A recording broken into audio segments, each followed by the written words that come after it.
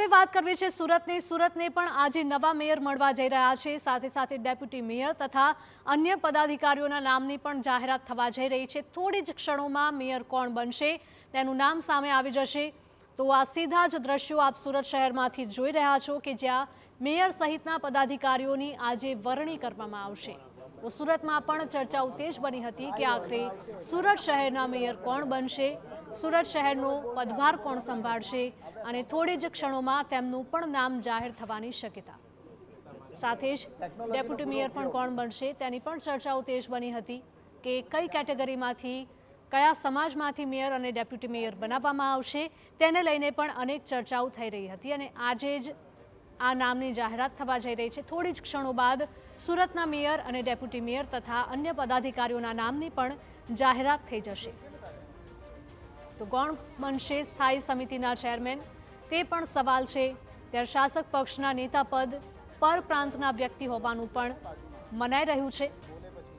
તો સુરતથી સીધા જ દ્રશ્યો અમે આપને બતાવી રહ્યા છીએ કે મનપાના હોદ્દેદારોની નિમણૂક થશે અને તેને લઈને અગાઉ પણ અનેક ચર્ચાઓ થઈ રહી હતી, અલગ અલગ નામ ચર્ચાયા હતા।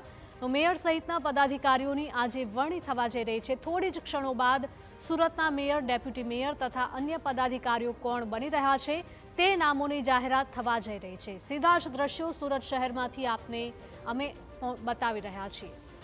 જૂના જોગીઓની વરણી થશે કે પછી નવાને સ્થાન મળશે તેવી પણ ચર્ચાએ જોર પકડ્યું હતું।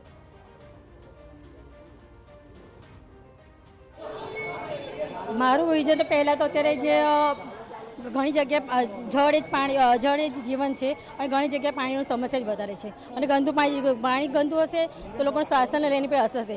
એટલે પબ્લિકને જે જરૂરિયાત એ મેઇન વસ્તુ છે કે જ્યારે આપણે કહીએ છીએ કે સ્વાસ્થ્ય સારું, પણ સ્વાસ્થ્ય ક્યારે સારું છે જ્યારે શુદ્ધ પાણી પીશું ત્યારે। બિલકુલ, જે પ્રકારની પરિસ્થિતિ અત્યારે દેશભરની છે, વિશ્વ આખાની છે, તેવાની વચ્ચે ઈંધણના જે ભાવો વધી રહ્યા છે, આ તમામની વચ્ચે વડોદરા શહેરને આગળ લાવવા માટેના પ્રયત્નો કેવા રહેશે? જે રીતે ઈંધણના ભાવ વધ્યા છે તો આપણે ખુદ સમજી વિચારીને વાહનોનો ઉપયોગ કરવો જોઈએ।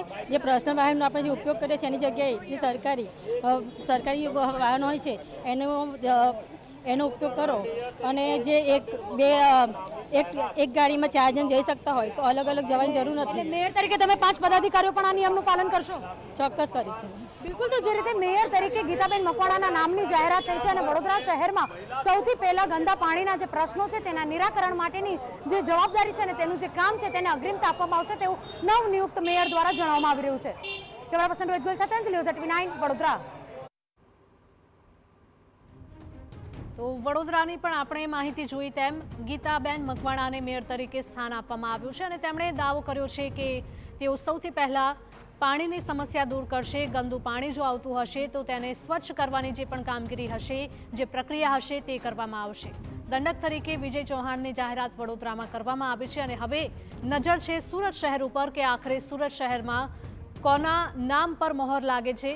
મેયર પદ તરીકે ડેપ્યુટી મેયર હોય કે પછી અન્ય પદાધિકારીઓના નામ હોય તેના ઉપર કોની મહોર લાગે છે તેના ઉપર સૌની નજર ટકેલી છે। થોડી જ ક્ષણો પહેલા વડોદરામાં પણ આપણે જોયું કે વડોદરામાં મેયર, ડેપ્યુટી મેયર તથા અન્ય પદાધિકારીઓના નામની જાહેરાત કરવામાં આવી અને હવે સુરતમાં પણ જાહેરાત થવા જઈ રહી છે। એની જ ક્ષણો ગણાઈ રહી છે કે ક્યારે સુરત શહેરમાં ડેપ્યુટી મેયર, મેયર તથા અન્ય પદાધિકારીઓના નામની જાહેરાત કરવામાં આવે છે। તો વડોદરા શહેરના 31માં મેયરના નામની જાહેરાત થઈ છે। મેયર તરીકે ગીતાબેન મકવાણાની જાહેરાત કરવામાં આવી છે તો સાથે સાથે અન્ય પદાધિકારીઓના નામ પણ જાહેર કરાયા છે। ડેપ્યુટી મેયર તરીકે આદિત્ય પટેલની જાહેરાત વડોદરામાંથી કરવામાં આવી છે।